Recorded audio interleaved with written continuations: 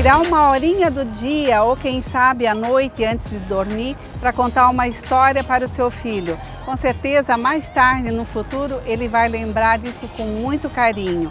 Conversamos agora com a escritora e contadora de histórias, Ana Paula Abreu.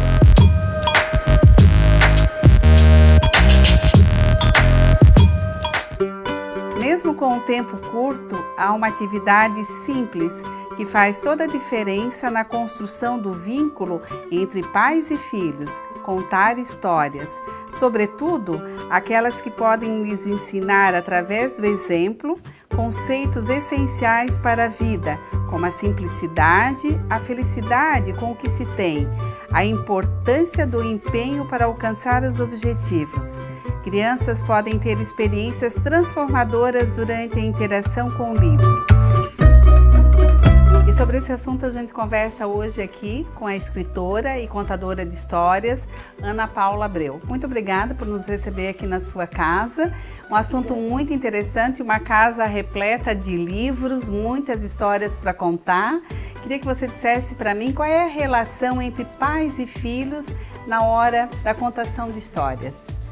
Então, eu vejo o livro como uma ferramenta bem importante, né, nesse vínculo, né, na criação desse vínculo pais e filhos, porque a gente está sempre nessa correria, né, a nossa vida é sempre muito corrida e às vezes a gente não tem aquele tempinho de sentar com o nosso filho, né, para ter um momento de lazer, um momento sem estar brigando por alguma coisa ou mandando fazer alguma coisa, né. Então, eu acho que esse momento da contação, ele traz isso, é um momento de lazer para ambos, né, para pais e filhos, e é um momento que aproxima muito, né, porque às vezes o que a criança quer da gente é isso, né, às vezes não, sempre, atenção. É o nosso tempo. Atenção, é um tempo focado nele, então eu acho que o livro pode fazer isso. Como escolher os livros para as crianças? A gente tem que respeitar sempre a faixa etária, né, cada livro ele tem já escrito, né, a faixa etária a que ele se destina, para evitar que fique uma coisa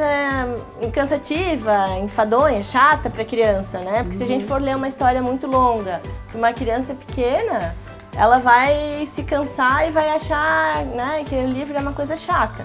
Então a gente tem que sempre respeitar essa faixa etária, né, e trazer também para elas histórias que tenham a ver com a realidade que elas estão vivendo naquele momento, né, naquela idade. Acho que isso é importante. Porque tem muitos pais que começam a ler para os filhos e acabam dormindo também, né?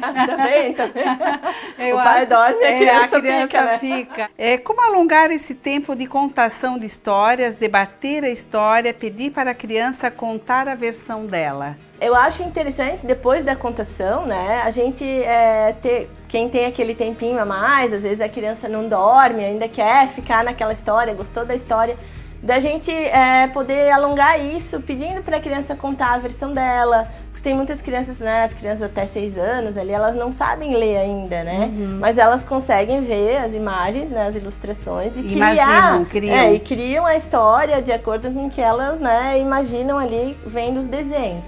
Então isso é muito legal também para exercitar a criatividade, para ver o que tem, o que elas estão pensando, porque saem muitas coisas assim do dia a dia delas nessas histórias, né? Porque elas vão colocar ali o que elas estão vivendo, né? Então a gente passa até a conhecer melhor as crianças através dessas histórias que elas vão criando. Como é que a gente pode conversar com as crianças ali durante a história assuntos mais importantes, como perdas, bullying?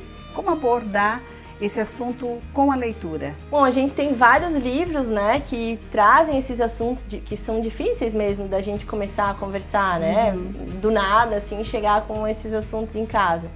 E eu acho que o livro tem esse papel, a gente pode ler uma história e abordar esse tema de uma forma que esteja dentro da realidade dela, de uma forma mais leve, mais lúdica, né? Mas que ela consiga entender melhor. Isso. E a gente pode começar com uma história, contando uma história sobre aquele tema e deixar com que ela fale, né, sobre aquilo, o que ela pensa, porque ela vai dando o feedback dela ali na hora. Então aí, em cima disso, a gente vai conversando, vai fazendo as perguntas, vai vendo o que ela já tem dentro dela sobre aquele tema, né? O que ela está conseguindo processar sobre aquilo, né? Então é bem legal, porque a gente tem uma vasta biblioteca sobre todos os tipos de assuntos, assim, hoje em dia, né? Como que a gente faz quando a gente tem muitos livros em casa e que as crianças já cansaram daqueles livros? Então, a gente tem um troca-troca que funciona. É um troca-troca, né? Tem uma estante com livros, tem de adultos e infantis também, que funciona ali na Alameda, né? Na nossa... Pode dar o endereço. Pode dar o endereço? Pode. Ali no nossa loja na Alameda, né? Que fica atrás da central de intercâmbio. Então a pessoa pode ir lá à tarde, funciona, né? Só no período da tarde, levar o seu livro e trocar por outro que ela achar interessante. Legal, né? legal. É só chegar e trocar mesmo. Ana Paula, qual é o recado que você deixaria, então, né, para os pais e para as crianças que estão assistindo o programa, para elas terem mais contato com os livros, para que elas troquem o tablet pelo livro, pelo menos uma vez na semana? A gente tem que deixar sempre o livro acessível, né? Porque os tablets estão ali acessíveis, né? A gente não coloca ele lá em cima da estante, eles estão ali onde elas podem pegar. Então acho que a gente tem que fazer a mesma coisa com os livros, deixar eles acessíveis para as crianças e manter esse hábito desde pequenos, né? Cultivar esse hábito da contação de história, de sempre ter aquele momentinho à noite para, né, para que ela pelo menos manuseie, mesmo que ela não leia, mas manuseie o livro, né? Escute uma história e ter esses, que seja 10 minutinhos por dia para interagir com a criança. Eu acho isso muito, muito importante. Válido e muito importante. Tenho certeza que daqui a 10 anos, 15 anos, quando essa criança ela abrir o livro que ela leu na infância, vai remeter ao passado dela, vai lembrar da mãe no quarto, na sala, lendo com ela aquele livro. Isso traz só coisas boas, né, para essa criança, para o futuro dela também, tenho certeza disso. Fica aí então a dica da Ana Paula, muito obrigada por nos receber. Imagina, hoje. Eu que agradeço. Que é isso, detetive? Que fazes por aqui?